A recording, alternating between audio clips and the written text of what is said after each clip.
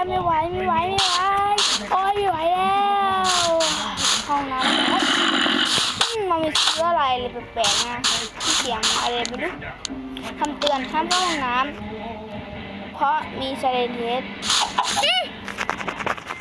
นี่โรงพยาบาลนั่นนี่ไม่ใช่โรงพยาบาลดินี่มันนี่มันห้องน้ำนะเนี่ยไม่มีไซเรนเฮดด้วย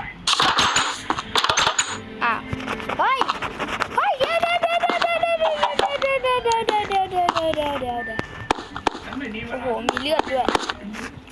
โอ้โหใครจะไปรู้โอ้โหอาจจะเป็นชั้นมะเขือเทศก็ได้ใครจะไปรู้อันนี้ไม่อะไรเนี่ยสักโครกโอ้โห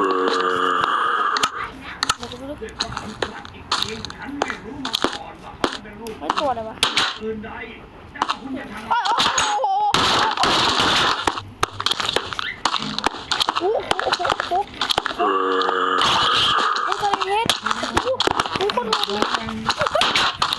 ้สบายมาดิเบโอ้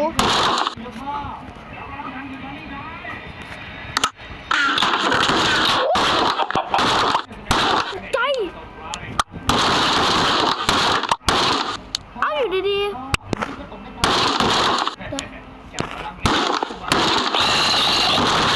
มาจีมเบบี้เต็ม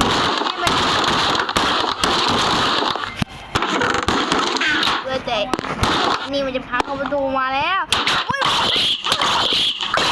ตายไปแล้วโอ้ทีนี้ก็สบายแล้ว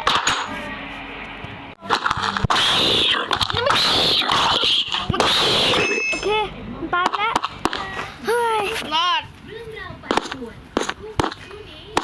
จังที่โอ้โหเรื่องไงเนี่ยโอ้ยเรือฉันจะตายแล้วเนี่ยโอ้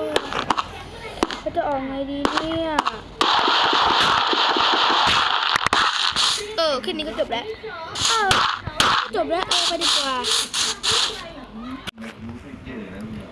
และอย่าลืมกดติดตามให้ด้วยล่ะ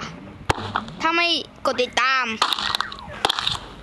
ฉันจะไปขโมยน้ำเขียวที่บ้านแกบอกแค่นี้แหละบาย